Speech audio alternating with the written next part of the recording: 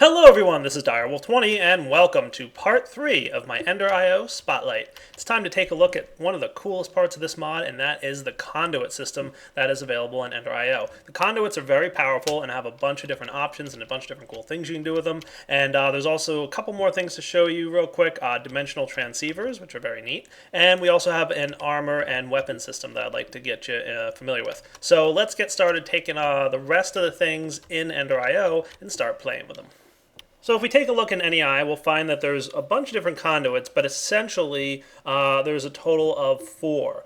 There's redstone conduits, there are energy conduits, there's fluid conduits, and then there's item conduits. We're going to go in the order that I typically like to go in, which is items first. So when you place down your item conduit, number 1, you'll notice that it looks really cool. And you can place these in the world like so, and they'll kind of be able to connect to different chests and transfer items from one inventory to the next. If you want to change the way this thing is oriented, you simply need to right-click on the base section of this thing. If you right-click on like up here, it's not going to work. Now sometimes it's hard to hit that, and if you click like right here, it'll change, it'll give you some information and stuff. So a good way to handle this is shift left click with this tool right here, the Yetta wrench, which is kind of like the standard wrench device for the EnderIO mod. So shift left click, and regardless of where you click on this interface, it'll allow you to access the controls and configurations. So pretty cool stuff in here. We can see with the item node here, because this is an item node, it has the green color behind the chest. We can set the mode to either extract items or insert items or disabled completely. Okay, so lots of different options. You can also see you can right click on some connections here to disable them and prevent them from making a connection. And you can right click again with the Yetta wrench to allow the connection back. So some pretty cool mechanics here. You can obviously, see a lot of uses for preventing some things from connecting and such. Cool. So let's take a look at the basic functionality here. We're going to go ahead and set this guy to extract mode. Okay. So there's a couple different options here. You can see there's some channels, which we'll get to in a minute. Redstone mode, active with signal versus active at other times. Signal colors, which we'll talk about in a minute. And Roundrobin, which we'll also talk about in a minute.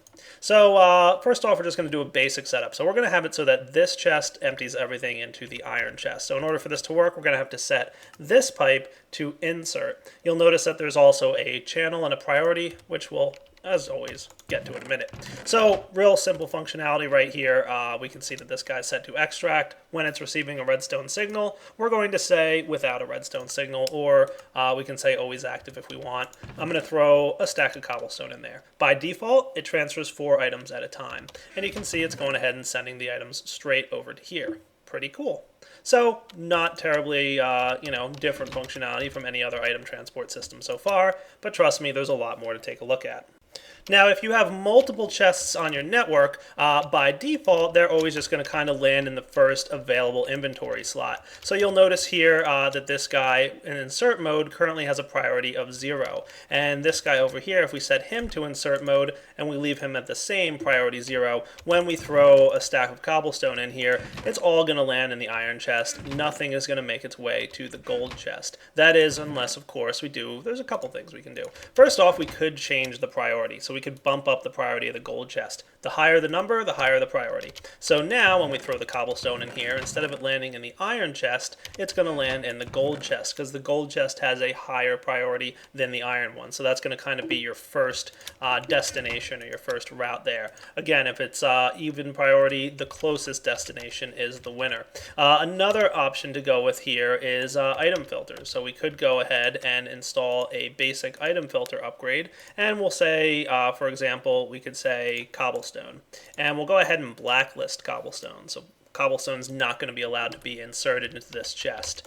So now things like iron chests should land in the chest, no problem. Okay, but cobblestone, for example, will not be allowed in there. It'll wind up in the gold chest. Cool. One of the neat features of this mod is that you can detect or figure out where things are going to go by right-clicking on the conduit with a block. Notice when I right-clicked with the cobblestone, it's telling me in the chat down there that it's going to be inserted into the gold chest, and it gives the XY coordinates and its distance. That's because it's not allowed into the gold chest. Now, if I right-click with any other item, for example, maybe that was a bad example, but if I were to right-click with torches, you'll see that it has the option to go into either the iron block or the gold block, and it's listing it in the order that it would land in there. So you can see iron block coordinate is the first one, so iron chest is the first place it might go, whereas gold chest would be the second place it could go. So pretty cool. You can right click with the blocks or the items in your hand to figure out where things are going to get landed in the different chests throughout the system and what priority they're going to land in. So if we, for example, bumped the gold chest's priority up and then asked it where the torches are going to land, you'll notice that it has gold listed first. Even though it's a distance away of 4, gold is the first place it's going to land because we bumped up its priority. Pretty cool, right? Now, something else you might have noticed on this interface, in extract mode, we have this little up arrow thing here. This is the item conduit speed upgrade. It allows item conduits to transfer at a faster rate. I think for every one of these, you'll get 4 more items at a time. So you'll notice now we're transferring 8 items at a tick. And of course, there's a limit to this. I think it's 15 if we did that. And that's the maximum.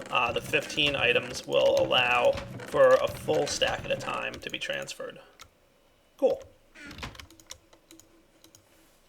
Now back to the item filter system. Obviously we have the white and black list. We can also specify whether or not we should match or ignore metadata. That typically being things like the damage value on swords and different colors of wool, for example.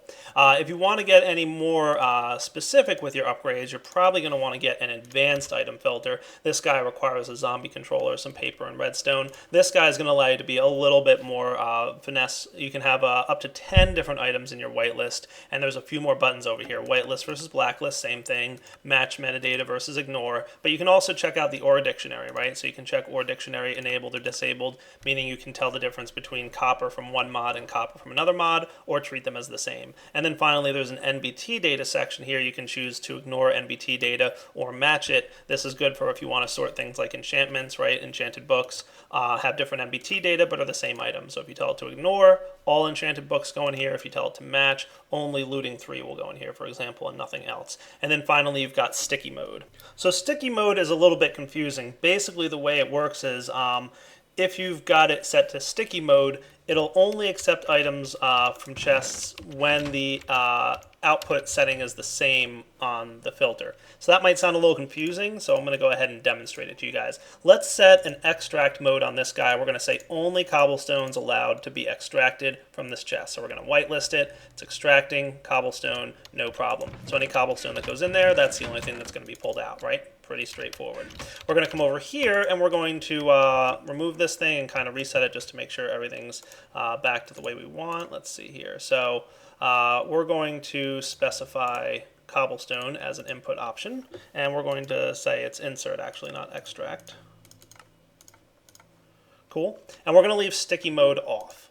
Okay, so with this setup, what's going to happen is if we throw a stack of cobblestone in here, right, obviously the first place it's going to go is here because he's set to whitelist cobblestone. It's allowed to go into this chest. Now, if this chest, for example, were filled up with other crazy cool stuff like gold chests, dun, dun, dun, the cobblestone would wind up going over to the gold chest. Cool. However, let's now turn on sticky mode. So selected items will only be sent to this or other sticky outputs. Cool. So if we take a look here, we'll notice that cobblestone will be allowed to be pulled out of here and sent into the iron chest. Seems pretty straightforward. However, if we were to fill up this chest, and it no longer has anywhere to put the cobblestone, it's not going to be allowed to go to the gold chest. So with sticky mode enabled, basically it's only going to be allowed to land in this chest, anything that's in the listing here. So of course you could disable sticky mode and then it's allowed to start going into the gold chest, but with sticky mode on, it says, hey, you're the only chest I want cobblestone to land in, don't send cobblestone anywhere else on the network. So basically, that's sticky mode. I hope that was clear for you guys. And it should be noted that you don't have to have a filter in the extract chest. I just did that as an example, but the extract doesn't necessarily need to have a filter for sticky mode to work. Sticky mode just says, hey, when you're inserting cobblestone, this is the only chest that's allowed to have cobble. So now let's take a look at another feature here, and that is the channels. So like some other mods that have redstone upgrades that have multiple channels, the conduit system also has multiple channels in EnderIO. So for example, we can come over here and set the insert channel on this guy to brown, let's say. And there's 16 colors, so you can have 16 different channels throughout your network. And what I'll probably wind up doing is grabbing another chest. We'll go with this gold one here, and we'll stick him right here with some conduits on it. We're going to set this guy to extract onto the brown channel. So if we come over here to the chest and we said, hey, where is cobblestone going to land? You'll notice that the only destination that this cobblestone can go to from here is the iron block, because they have matching channel colors. This is channel color green and this is channel color green. Okay, it will not ever land in the brown chest if it's extracted from here, because this is the green channel. Okay, now similarly, we can come over here and say, where's cobblestone going to go here? Here we can see it's going to go to a gold block. Okay, so it's going over to the gold chest because this channel, the brown one, matches this channel. So you can have a bunch of different chests all across your network with different channels and different color settings, and you can transfer items. So if we demonstrate this, cobblestone goes in here. Even though, remember, the gold chest is the closer priority, even if I cleared it out, it's still not going to land over there. Cool. We're going to want to make sure this guy is set like this. Oh, right. We should probably tell this guy to always active mode. That's the problem. There we go. So cobblestone's coming here, even though this is the closer chest, and you'll notice that the arrows match up on the interface. So this guy's set to green, this guy's set to brown. If we set him to a different color like blue, for example, it's easy to see what's going on. So I think that's a pretty nifty feature there, that you can have multiple channels for your item transports. You'll notice now that if we ask where gold chests are going, for example, or we'll say torches, that it has no valid outputs because there's no input that's matching the brown color. So a couple more modes on this item conduit stuff. You'll notice that I've currently got it in disabled mode, which means it will not connect to any blocks or inventories, aka it's not going to allow it. Now you'll notice that there's also different settings here, so we can take a look. Set connection to adjust. We're going to adjust the west connection. We're going to also set this guy to disabled mode, but now I want to adjust the down direction, and we're going to set him back to extract mode. Pretty cool, right? So when you shift left click on this guy, or you could of course just right click on this piece and it'll access this one. And if we were to go back to the west and set this guy, let's say insert, we'll see here when we right click on this piece, we're on the insert one. When we right click here, we're on the extract. Or like I said, shift left click to choose which direction you want to adjust. And we're still not done with this crazy nifty system here. Let's take a look at some other cool stuff you can do. One other thing you can set it to is in and out mode. Pretty cool. So you can notice here now we've got an up and down green arrow on the connector as opposed to just a down arrow. What this mode allows you to do is insert and extract items from the same connection. So we can see right here we've got this little green arrow to change it. So we could specify a filter for items going in, and we could hit also the channel color and the priority, and then we hit this arrow and we can configure the extraction setting, and we can set the channel again, redstone mode, signal color, which we'll get to in a minute, round robin, and self-feed. With self-feed enabled or disabled means that you can extract and insert into the same inventory. This is kind of useful for stuff like apiaries, for example. If you want to extract bees and insert them right back in, it's a pretty neat mechanic right there. So self-feed, typically not something you would do if you're trying to route cobblestone through your system or something like that, but for apiaries it might be a pretty nifty trick, right? So self-feed on and off, and you can change the extract and insert amounts there. So in the in-out mode, it's basically an input and output all in the same slot. Very nifty. So the next mode to show you guys is round robin mode. Pretty straightforward. We'll go ahead and throw some cobblestone in there, and you'll notice that some lands in the iron chest and some lands in the gold chest. It'll take turn going to the different chests. Of course, this is a brown chest back there, so it's not going to get inserted because it's a different setting. So we can see here, half and half. Very cool. Round robin, pretty self-explanatory. Did I cover everything there is to cover in item conduits? Pretty much, except for the signal color, which we're going to get to next because it's time to show you another type of conduit. Do you see why this needed its own episode? Yeah, it's definitely pretty cool. So redstone conduits are neat. They're basically conduits that can carry a redstone signal for you. So you can see here they've got some pretty cool stuff. There's really no interface to work with, and there's nothing to take a look at. But long story short, you can use them to transmit a redstone signal. So yeah, let's get some levers. I'm going to get a whole stack of them, why not? And we'll also grab ourselves a glowstone lamp. Let's go with, sure, that sounds nifty. So we'll put this guy down here, this guy over here, and ta-da! We'll see he's connected. He lights up. Actually, I don't know if this thing actually glows or not. Where's the redstone lamp? There we go. Redstone connection on, redstone connection off. So a very basic form of redstone wiring. Now what's cool about these conduits is they can exist in the same block space as the item conduits. So if we wanted to, we could connect them like so. And you'll notice that they're able to connect here and they pretty much exist within the same space. Neat. Now another upgraded version is insulated redstone conduits. This is kind of like your bundled redstone cable. So if we run this through here, we'll be able to open up this section here with a shift left click with the wrench. There we go. And you can adjust different connections. So we'll do up, for example. You'll notice there's a couple different modes, in, out, disabled, or those are pretty much the two. And then you can change your signal color. So you can go from red to green to brown. So these have different signals here. So for example, if I were to place a lever on top of this block, let's see if I can do that. Maybe just this will be easiest. And we'll see here also on the connection tab that it is actually red showing up there. And if we change this guy to, let's say, white or orange, there's orange. We can take a look at light blue. And then we can come down here and hook up this connection. And we could, just like with the other ones, right click on the connector piece or shift left click to access it directly. And you can specify whether it's in or out or disabled. So we can see here we disabled it. We're going to switch it back to in out mode, and then we can change its color to match. I think we made the one light blue down there. So light blue matches up, and the light turns on. Doesn't match, and the light doesn't turn on. Cool.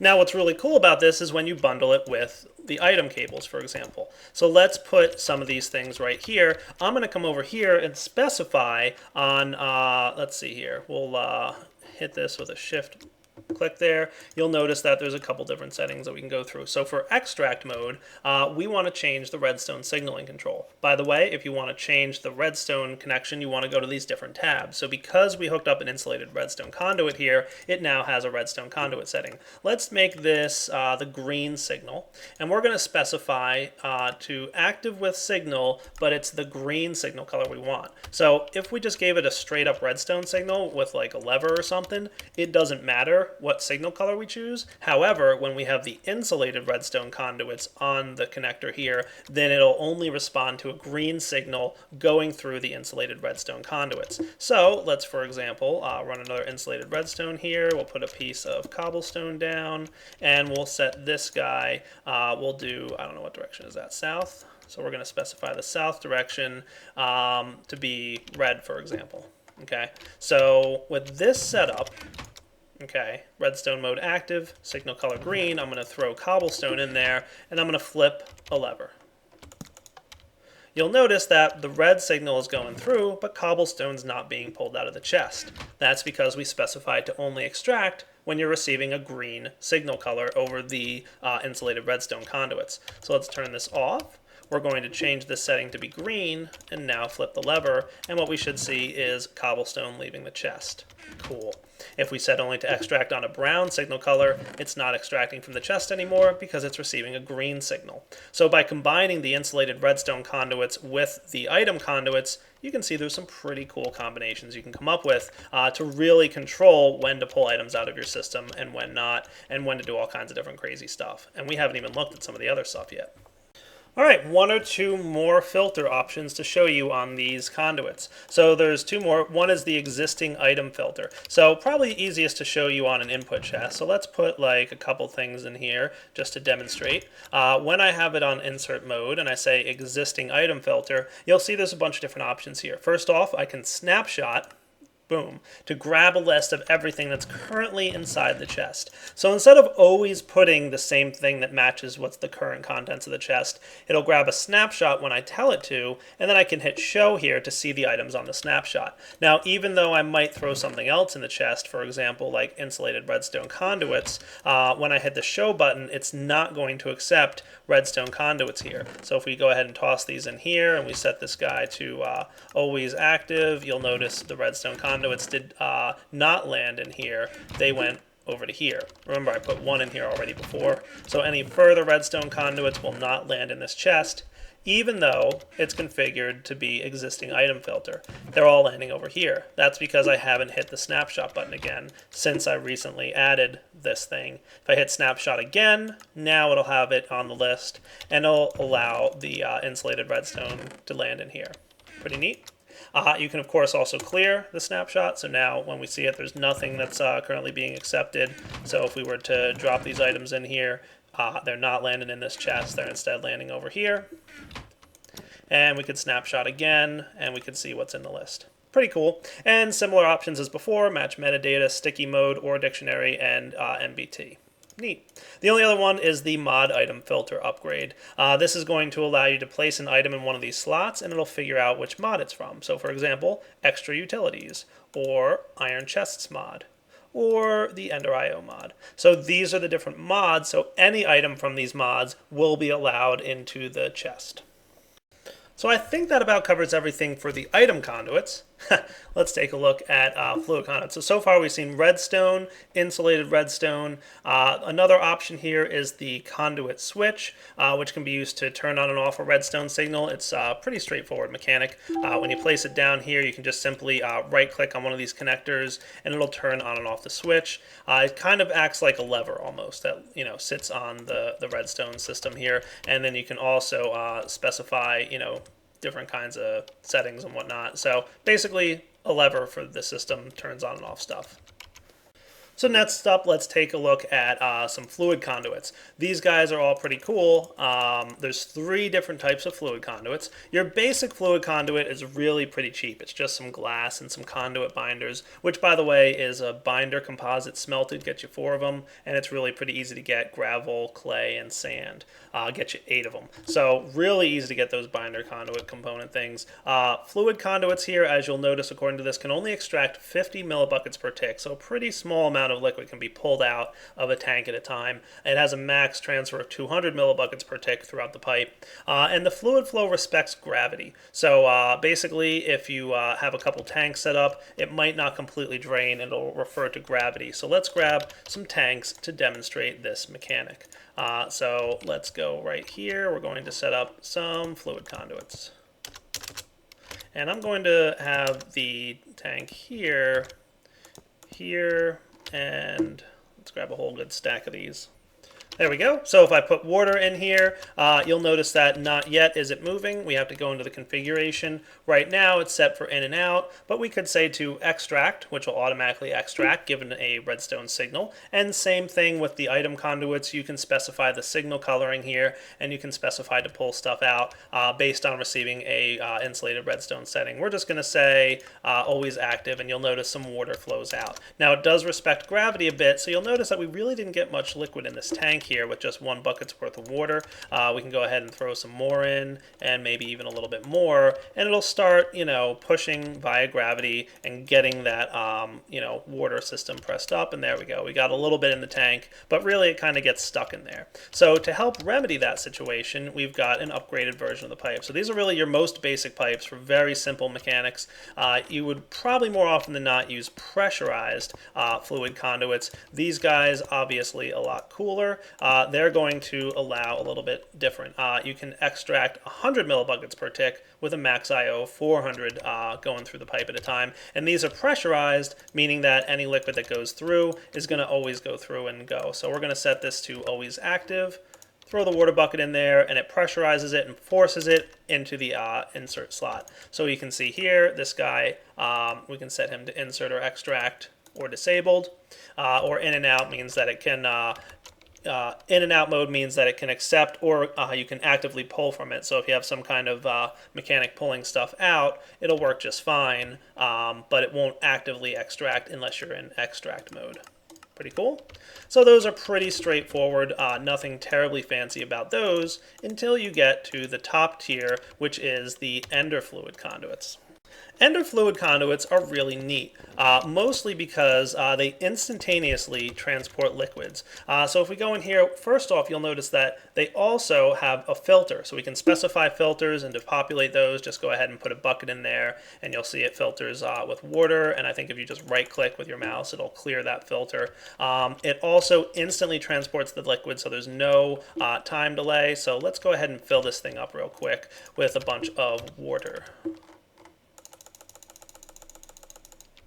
You'll note that according to the tooltip, 200 millibuckets per tick on the extract, 800 max IO, not too shabby. When we go ahead and specify this guy to active without signal, he'll very quickly just instantly, teleport almost the water from one tank to the next. Now, what's really cool about these Ender fluid conduits is you can transport more than one liquid at a time. Let me demonstrate. So typically you couldn't really have a system like this set up with your normal fluid stuff, but with Ender fluid conduits, they're a little bit special. They do allow you to go ahead and instantly transport fluids, meaning that you can transport more than one type of fluid at a time. Let's take a look. We're going to set this guy to insert lava. You know what? Let's swap it. We'll make this water. And this guy over here we'll set to insert lava. And these guys over here, let's do, I'm actually going to do this. Let's break this. We're going to have conduits here and here. We're going to set this guy to extract, and we'll set this guy to extract. Now, let's take a look what happens when we place a lever down and activate the redstone signal. Boom. You'll notice that it starts filling both tanks and extracting from both tanks at the same time. So these conduits, being the top tier, can transport more than one type of liquid at a time, all throughout the same conduit system. And the best part about these conduits is you can actually hook them up in the same block space as any other conduits. So I can add fluid conduits right here, and they can transport liquids in the same block space as the items and the redstone signals. So a really good use of this might be the magma crucible, for example, or even the fluid transposer thingy. So this guy, for example, you could come over here. Notice that the top configuration is set to accept both items and liquids. So we could, for example, set up a tank full of water. And we could do something like this. We'll get the Ender fluid conduits here. And we'll specify this guy to be insert. And maybe we'll just whitelist empty buckets. And we'll remove this cobblestone from the whitelist. Okay. We'll configure the liquid mode to insert water. And we won't worry about the redstone conduit that exists there. Pretty cool. So we'll note that this guy should be able to accept items and liquids at the same time. So if we throw buckets into the chest, it should automatically land in the fluid transposer. And if we configure this guy to extract without a redstone signal, he'll start sending his water over there. So water and items transferring into the fluid transposer using the same conduit and block space system. That's kind of cool.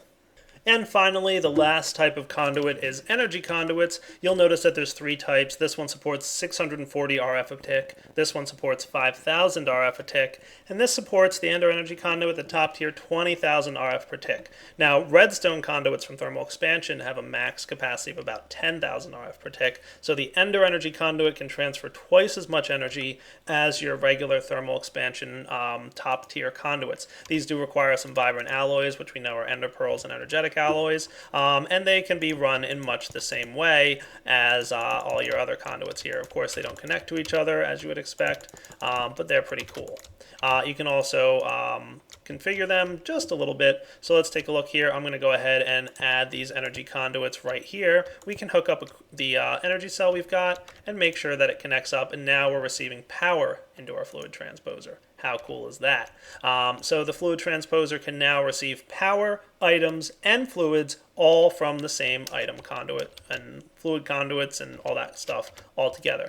And we can click on this guy and configure a couple different settings. We'll notice that there's a power configuration here. We can specify whether it's inputting or outputting power, whether it's extracting or inserting power only, or if it's disabled so that it can't connect. And you can also control the redstone mode. It's always active by default, but you could say only active with a redstone signal, and you can choose your signal colors. So because we've got that bundled redstone stuff here, you can see that we can change the signal coloring and say, hey, only when you're receiving a brown signal or a green signal should you allow power to flow through here. Pretty cool stuff. So now we've got all 4 types of conduits, items, fluids, redstone, and power all in the same block space. Nice. Now, I know what you're probably thinking. If you've got all these conduits running all over the place, number one, it might be hard to keep track of them. Luckily, the Yeta wrench has a pretty nifty mechanic. It specifies here that you can hold, shift right-click to break machines and conduits, left-click to access it, but use shift and mouse wheel to render a single conduit type. Notice on the bottom left-hand side of my screen, I've got this nifty little interface popping up. Right now, by default, you can see all conduit types. However, if I shift and move my mouse wheel, right now I'm only rendering energy conduit types. All the other conduits still exist, and in fact, you can kind of still see their bounding boxes if you mouse over them. They're just hidden. Only energy conduits are visible. If I mouse wheel again, only the redstone conduit stuff is visible. So now I can only see redstone conduits, and even the energy conduits that used to be here are just hiding. They still exist. See, I'm walking on them. They're just hidden. But with a mouse wheel, we can see them again. Cool? So you can shift mouse wheel and zip through stuff. So there's the fluid conduit stuff. And then there's the item conduits going around. So we can easily see all of them, or just individual pieces by shift mouse wheeling. And I think the default hotkey is Y maybe, but it's changeable in the configs. So a bunch of different ways you can toggle and see the different types of conduits. Makes it a lot easier. Speaking of making things easier and nicer, there's one more feature of conduits I haven't shown you just yet. And that would be the conduit facade. Pretty easy to get your hands on a conduit facade, just a bunch of those conduit binders all in a square. What these can be done is you can take them and paint them. So I've got stone bricks in here. Let's paint up some conduit facades. Neat. So what this will do is give you a facade that you can now place over your conduits to hide them. Let's take a look. So now I've got some painted conduit facades. I'm just going to bring them right over and right-click on my tile bundle. Neat. Looks just like stone bricks. In fact, you probably couldn't tell the difference between these stone bricks and any others that happen to be sitting right nearby. So if we were to do this, ta-da, you can't tell the difference at all.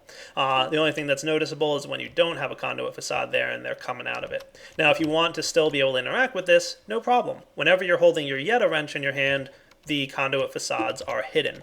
So you'll notice here that conduit facades are visible except when you're holding the Yeta wrench, regardless of what setting you're on. So even when it's on all or individual settings, the facades are hidden whenever the Yeta wrench is in your hand. But have something else in your hand and those facades are visible. Just break them with a normal pick to get them back.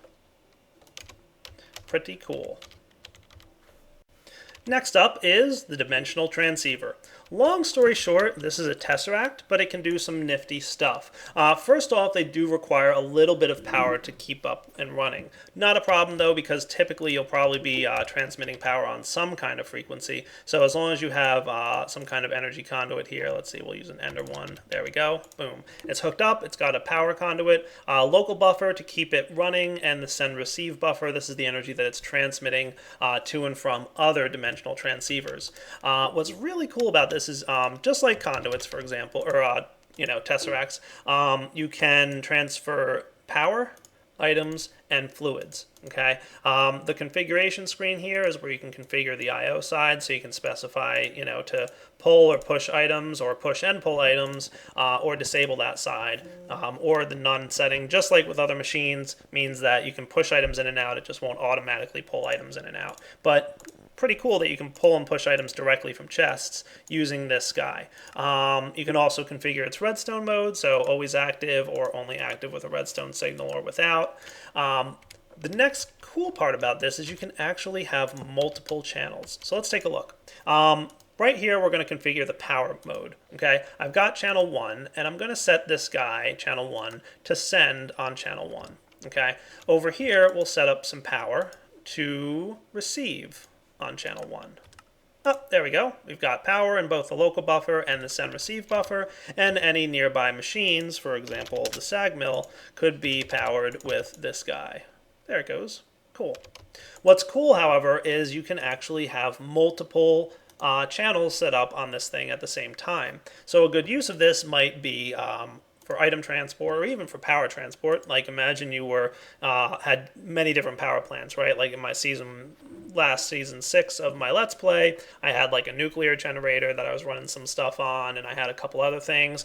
You could receive power on multiple channels. So I could add channel 2, and it doesn't have to be numbered. It could be like, main power, add, reactor, add, creative mode, add, and I could say this guy can receive from main power and reactor and channel 1, or I could just choose channel 1 and remove it. And if I wanted to, I could also come up here and delete channel 1 altogether. Pretty cool. And you'll notice that when I delete channel 1, his buffer is dropping because, you guessed it, this is the one sending on channel 1. So we're probably going to go over here and set this guy to send on the creative power line. Cool. And now he should be receiving power again, provided that he's set to receive on creative. There we go. Yep. Nice. His buffer's back. So you can receive and send on multiple frequencies. That's really cool. And it's all separated by, fluid item. And so you could have items coming in on one frequency, power coming in on a different frequency, liquids coming in on 3 different frequencies. You can really kind of mix and match your frequencies here. Alright guys, let's talk briefly about the armor and weapons that are available in EnderIO. So there's some pretty cool stuff you can get. The armor and weapon system is kind of upgradable, almost like modular power suits, if you will. So first off, you start off by just baking your basic armor, for example, the dark iron helm, which is just 5 dark iron steel. The plate, same thing. The sword, same deal. Any stick plus 2 dark steel. So dark steel is pretty much the main mechanic for getting this stuff, and as we remember, that's iron, pulverized coal, and obsidian there. Cool. That'll get you your dark steel in your alloy smeltery with 20,000 RF. So a little bit expensive power-wise, but not terrible. If you want to upgrade these guys, typically maybe your first upgrade that you're going to want to look into is going to use a vibrant crystal. So if you hold shift, you can also see some upgrades that are available. So one, for example, is the vibrant crystal, which gives it the empowered upgrade. Done. Done. So these guys always go into the anvil, and you'll notice that the dark helm now is empowered. This now can store RF, and 75% of the damage is absorbed by power as opposed to the durability item. So the item will still have durability. You can either charge this guy inside one of your capacitor banks, or you could use that wireless charger or any other mod that can power RF-powered items. Pretty cool. So now I've got this awesome looking helmet, which will take some durability damage, but will also take some damage from the RF. So you'll definitely want to repair this guy in your anvil every now and then, because he will still take durability damage. There's a bunch of other upgrades available as well. You can bump up to Empowered 2, which is a basic capacitor and another set of levels. You can get all the way up to Empowered 4, which needs one of each capacitor at the end, and that'll wind up having an entire power set of 100,000 RF as opposed to the default 10,000 RF. Cool. There's a couple other upgrades you can get, a sound locator, night vision, and you can also throw some goggles of revealing into your dark helm. Pretty cool. Some of the other upgrades available for your dark plate, for example, empowered and glider. Enables gliding. Pretty cool. You can also use your legs. You can get a speed buff here.